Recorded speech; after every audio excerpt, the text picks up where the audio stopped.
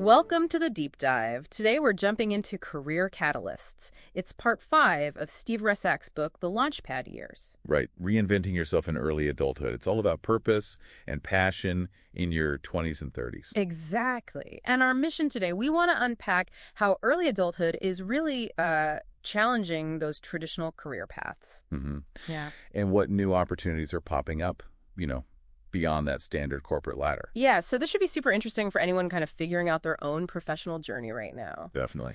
Okay, so the book starts right off talking about this new normal of career mobility. That straight line, college, job for 40 years, retirement. Yeah, the old model. It's saying that's becoming obsolete pretty quickly, actually. And it seems to be a mix of things driving it. Technology, for sure. Massive disruption there. Right, but also the book highlights how younger generations just have different values. They're prioritizing flexibility, wanting to change roles more often. And having a real say in what their employer actually stands for, their mission. It's not just about the paycheck. Totally. Moving away from that rigid 9-to-5 thing. It's really shaking up corporate culture, isn't it?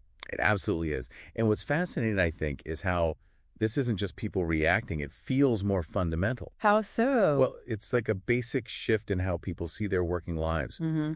The book mentions young adults are actually proactively planning for things like AI's impact. Ah, okay. So they're anticipating needing to shift roles, maybe even whole industries changing. Exactly. It's strategic. They're building that possibility right into their career thinking from the start. Okay, so here's where it gets really interesting then.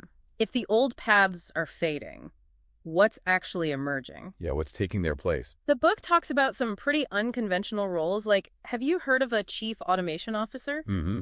It sounds techy, but it's more than that, right? Yeah, it's strategic leadership, like orchestrating how AI reshapes the whole organization. That's a big deal. Definitely a shift in how companies are structured.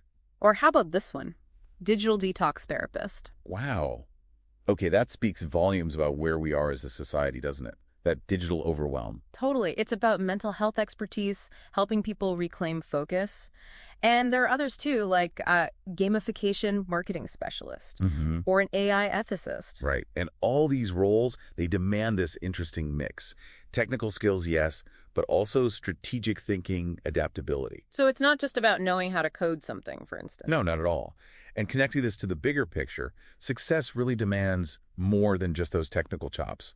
It's this constant need for learning, upskilling, reskilling. Right. It really boils down to adopting a mindset of continuous adaptation, lifelong learning. You have to embrace these nonlinear paths, not fight them. Okay, so that brings up the big question. What does this actually mean for you, the listener, navigating all this? How do you handle it? The book gives some practical advice here. It really emphasizes the art of informational interviewing. Not just asking for a job, you mean? Exactly. It's about genuine learning.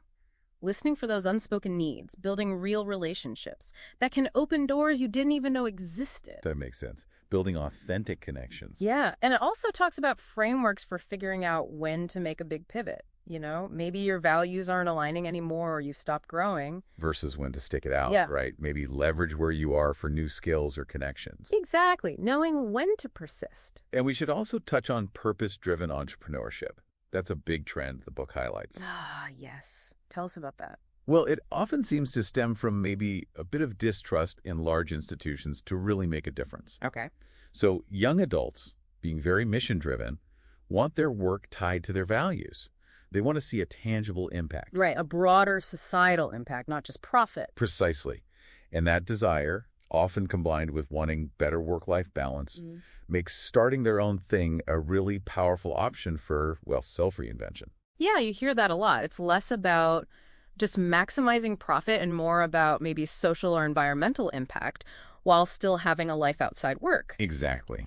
So wrapping this up, the core message from Career Catalysts seems pretty clear. The future isn't some ladder you climb. No, it's much more dynamic. It's about cultivating that continuous adaptation, embracing lifelong learning, and just having the courage to navigate these more winding, nonlinear paths. Which, it does raise an interesting question to leave people with, doesn't it? Go on. If that career ladder really is obsolete, what new metaphors, what new structures are we actually building for our professional lives? And, what completely new roles might emerge next as we keep reinventing work?